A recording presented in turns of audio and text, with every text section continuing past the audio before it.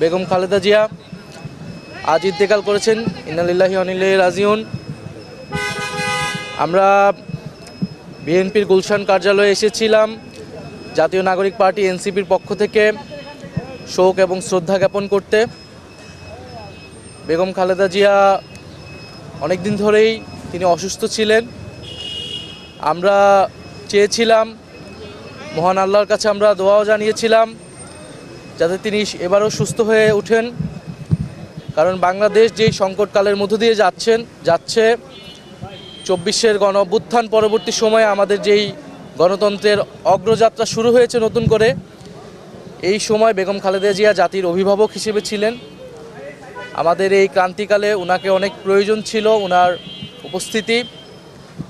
বেগম খালেদা জিয়া বাংলাদেশের ইতিহাসে, বাংলাদেশের গণতন্ত্রের সংগ্রামে, সার্বভৌমত্বের সংগ্রামে অবিস্মরণীয় হয়ে থাকবেন।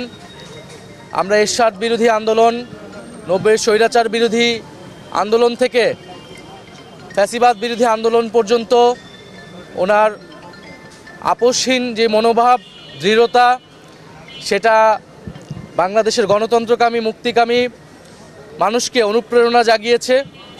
এবং আমরা বিশ্বাস করি বাংলাদেশের সার্বভৌমত্ব রক্ষার্থে, আধিপত্যবাদ মুক্ত করতে বাংলাদেশকে এবং গণতন্ত্র প্রতিষ্ঠার এই লড়াইয়ে, যেই লড়াইয়ে আমরা ২৪-এর প্রজন্ম আবারও শুরু করেছে, সেই লড়াইয়ে বেগম খালেদা জিয়া অনুপ্রেরণা হয়ে থাকবেন এই প্রজন্মের কাছে এবং ভবিষ্যৎ প্রজন্মের কাছে।